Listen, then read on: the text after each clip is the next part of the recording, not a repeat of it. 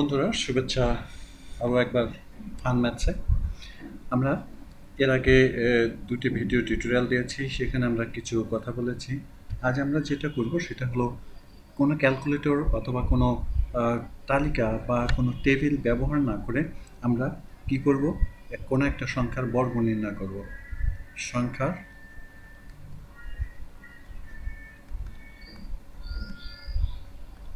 বর্গ নির্ণয় করব এবং সেটা কোনো ক্যালকুলেটর ছাড়া।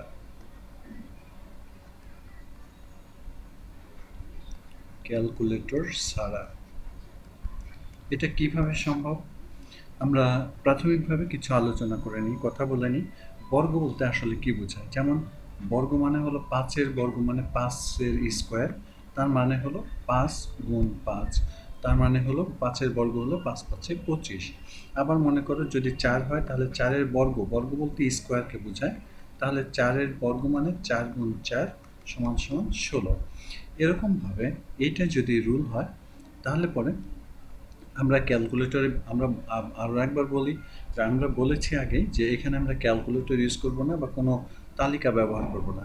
এইটা না ব্যবহার করে আমরা যদি কোনো একটা সংখ্যার বর্গ নির্ণয় করতে চাই তাহলে কিভাবে করব? দেখো, আমরা মুখে মুখে এই হিসাবগুলো করতে পারি। যেমন মনে করো একটা সংখ্যা আছে, সেই সংখ্যাটার বর্গ নির্ণয় করতে, যেমন মনে করো এখানে আমাদের কাছে আছে হলো ৩৫। এই ৩৫-এর যদি আমি বর্গ নির্ণয় করতে চাই তাহলে আমাকে কি করতে হবে? প্রথম একটা কাজ করতে হবে। কাজটা হলো যে এই সংখ্যাটার, দ্যাট ইজ এই যে ৩৫-এর দশক স্থানীয় অঙ্ক, এখানে দশক স্থানীয় অঙ্ক সমান সমান ৩ বা ৩। আমরা ইংরেজিতে যেহেতু লিখেছি ৩৫-কে, তাহলে এখানে ইংরেজিতে লিখি যে দশক স্থানীয় অঙ্ক হলো ৩। এবং আমরা কি করব, এই দশক স্থানীয় অঙ্কের পরের পর্যায়ক্রমে পরের যে অখণ্ড সংখ্যা, তাহলে ৩ এর পরের সংখ্যা নেব বা পরের সংখ্যা বা অঙ্ক নিব। তাহলে ৩-এর পরের সংখ্যা কত? ৩-এর পরের সংখ্যা হয় হলো ৪। এবার আমরা কি করব, এই দুটি অঙ্ককে গুণ করব। যেমন ৩ আর ৪, এই দুটা গুণ করলে আমাদের হচ্ছে ১২। এই এই পর্যন্ত আপাতত থামি। এরপরে আমরা যেটা করব সেটা হলো ২ নম্বর পদক্ষেপ, সেটা হলো একক স্থানীয় অঙ্ক। একক স্থানীয় অঙ্ক সেটা হচ্ছে আমাদের এখানে ৫। তাহলে আমরা ৫-এর বর্গ নেব, সেটা হলো ৫ গুণ ৫ সমান সমান ৫×৫ = ২৫। এবার একটু খুব ঠান্ডা মাথায় খেয়াল করবে, সেটা আমরা কি বলবো? সেটা হচ্ছে ৩৫ স্কোয়ার, সেটার মানে হলো ৩৫ গুণ আরেকটা ৩৫। এবং এই দুইটা গুণ করলে কি হবে? আমরা এই যে প্রথম ধাপে যে কাজটা করেছি, যে দশক স্থানীয় অঙ্ক এবং তার পরের সংখ্যা, এই দুইটা গুণ করে যে গুণফলটা হয় এইটাকে আমরা বসাবো গুণফলের বাম দিকে, অর্থাৎ এই সাইডটাতে বসাবো।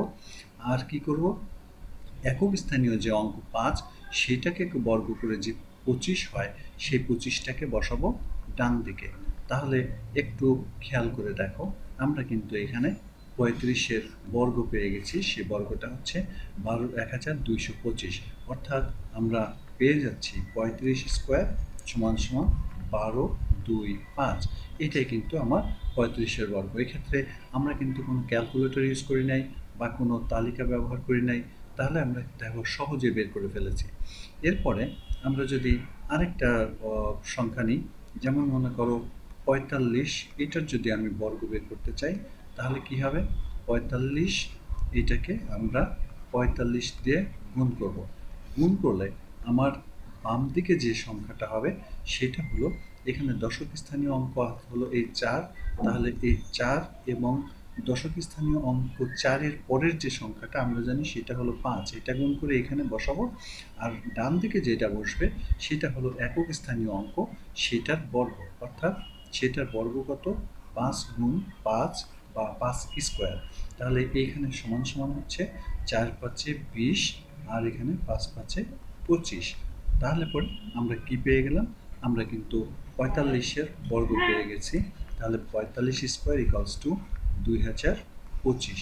এটাই 45-এর বর্গ। এটা আমরা এই ধারাটি করছি কখন? আমরা এই ধারাটি করছি যখন কোনো একটা সংখ্যা যেমন 45 হচ্ছে, 45-এর বর্গ করতে চেয়ে এখানে যখন 5 হচ্ছে একক স্থানীয় অঙ্ক, তখন কিন্তু আমরা এই কাজগুলো করছি।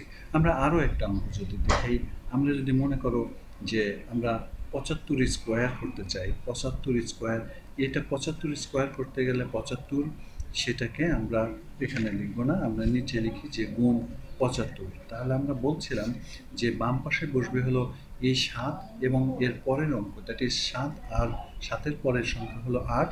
তাহলে 7 8-এ 56 হবে আর 5 5-এ 25 হবে।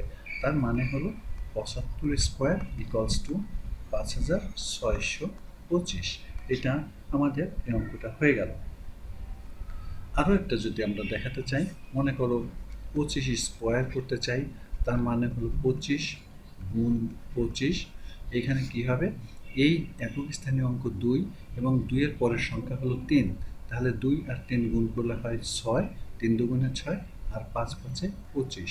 তাহলে পরে আমরা পাচ্ছি 25 স্কোয়ার ইকুয়ালস টু 625। এটা গেল আমাদের কাজ।